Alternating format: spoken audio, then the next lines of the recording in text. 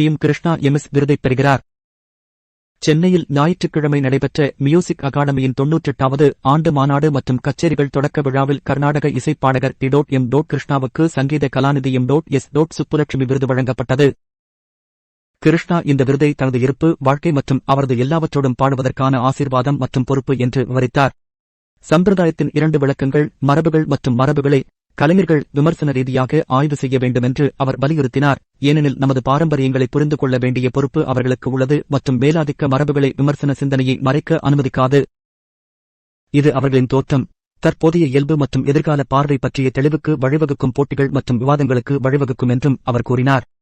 சபா கலாச்சாரத்தின் வீழ்ச்சியை பற்றிய கவலைகளை பகிர்ந்து கொண்ட கிருஷ்ணா, இசைக்கலைஞர்களுக்கான வாய்ப்புகளை உறுதி செய்வதற்கும் ரசிகா ஈடுபாட்டை ஆழப்படுத்துவதற்கும் சிறிய சபாக்களை புதுப்பிக்க வேண்டும் மற்றும் கச்சேரிகளை அணுகக்கூடியதாக மாற்ற வேண்டியதன் அவசியத்தை அடிக்கோடிட்டுக் காட்டினார்.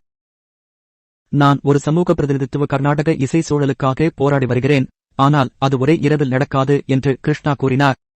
முதல் தலைமுறையினர் சிறந்தவர்களிடமிருந்து கற்றுக்கொள்வதை உறுதி செய்வது, எதிர்கால இசைக்கலைஞர்களும் ஆசிரியர்களும் விளிம்புநிலை சமூகங்களிலிருந்து வெளிவருவதை உறுதி செய்து இறுதியில் கலை வடிவத்தை பன்முகப்படுத்துவதாக அவர் கூறினார்.